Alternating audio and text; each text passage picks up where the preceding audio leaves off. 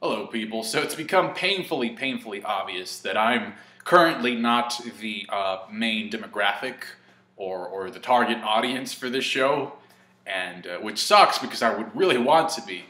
I would really want to be, but then that would require the show to start doing things differently from here on out, and that's not really the show's responsibility. You know what? Let me rephrase that, okay? What I meant to say is that I'm not currently the target demographic / audience for the beginning stages of this show. For the first couple of episodes of Boruto the anime, it's obvious that they're aiming for a younger audience, and that's okay. It's not a problem. It doesn't bother me. Shit, dude, I like to watch Disney movies. I don't care, because at the end of the day, I'm gonna like what I like, and I'm not gonna confirm my taste to anybody else. That's just it, because that's not gonna make me happy. This is my life, and I have to do what makes me happy. Just like you have to do what you think is going to make you happy. So with that in mind, I think a lot of those criticisms of like, oh, you're like something that's made for children. A lot of those criticisms stem from misconceptions about what it means to be an adult. Okay, an adult to me is somebody who takes responsibility for their actions, who sets goals for themselves, and gets up every morning and struggles and is able to cope, or at least tries to cope the best they can with the stresses and with the blows that life throws at you. I think that's adult, And the reason why I view it this way is because in my field, which is the mental health field, a lot of people need help.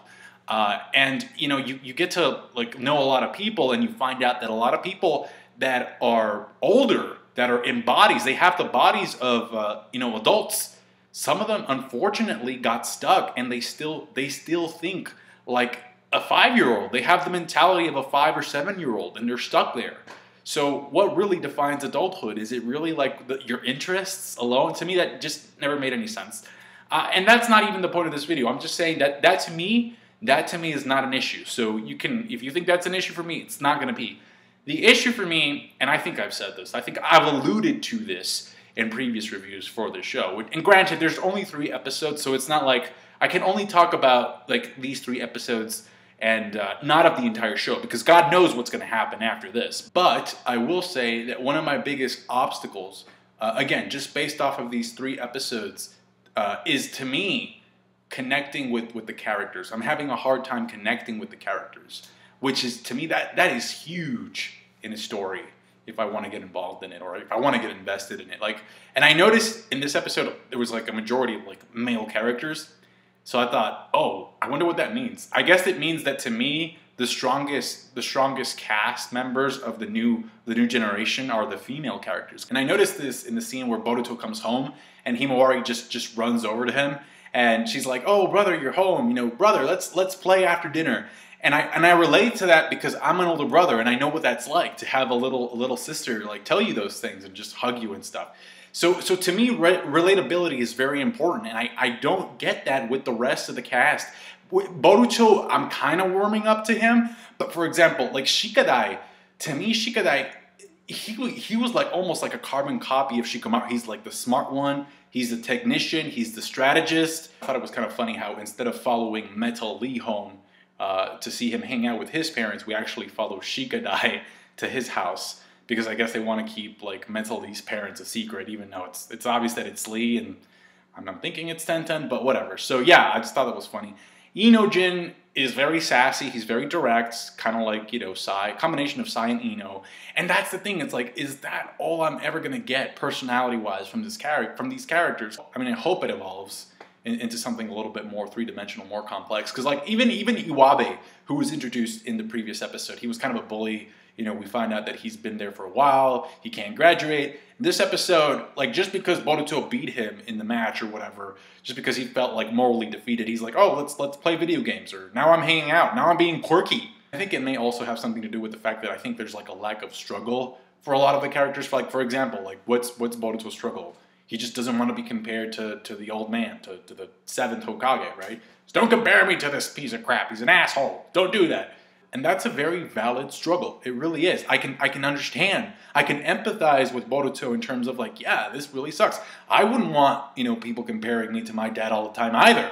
So I can see that. However, you also have to put things in perspective, especially because this is the same franchise, all right? So when you take Boruto's struggle and you connect it if you make that relationship between Boruto's struggle and Naruto's struggle in the beginning of his own story, it's kind of like Boruto, all right, do you have a family?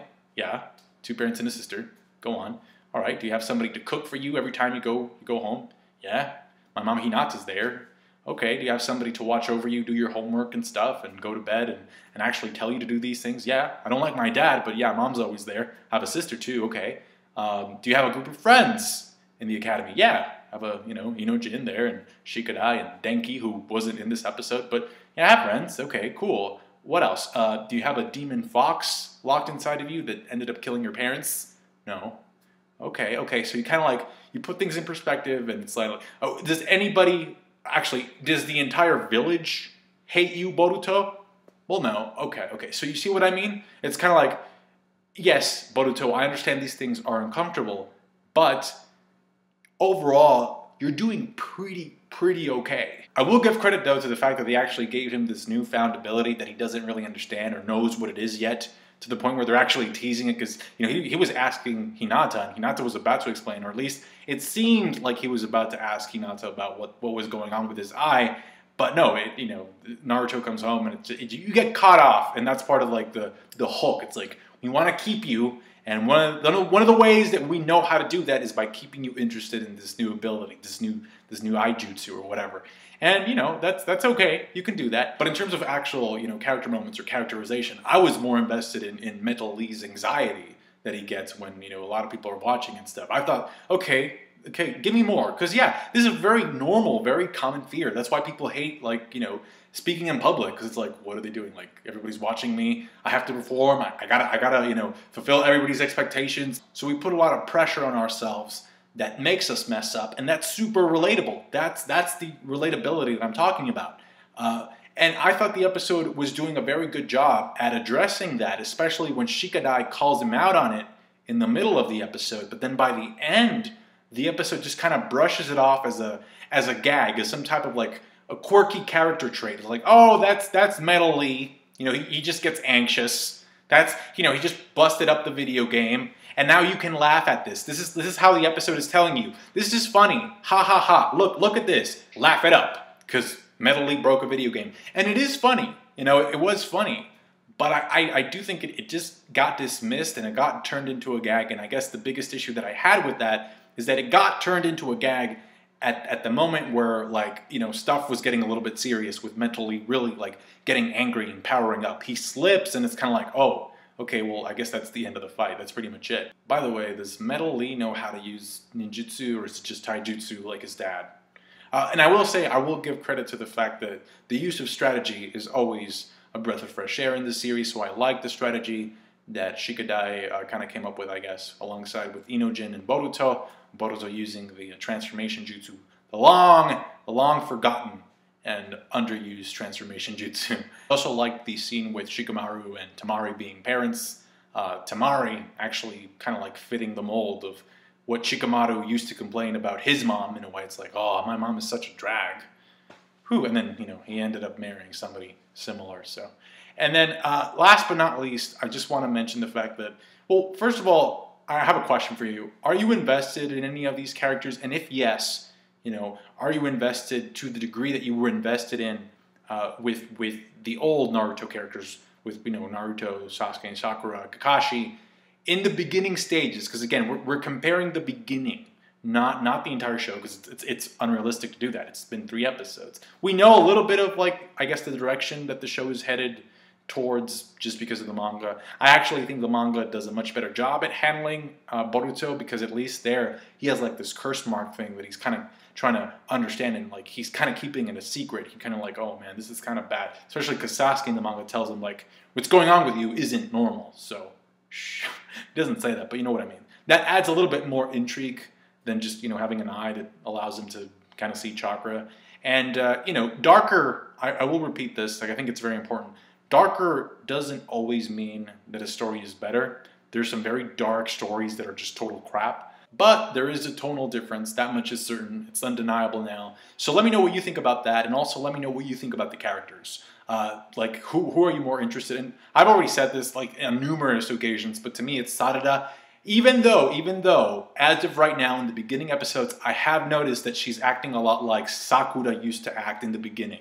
Just very, very snarky and just kind of bitchy. You know, when is this bitch phase going to end? I guess we'll find out. Next week we have an episode titled The Battle of the Sexes, so we'll see what happens. Thank you so much for watching, guys. I appreciate it. Comment down below with your thoughts. Like the video if you did. Subscribe to my channel if you haven't, and I'll catch you guys later. Bye.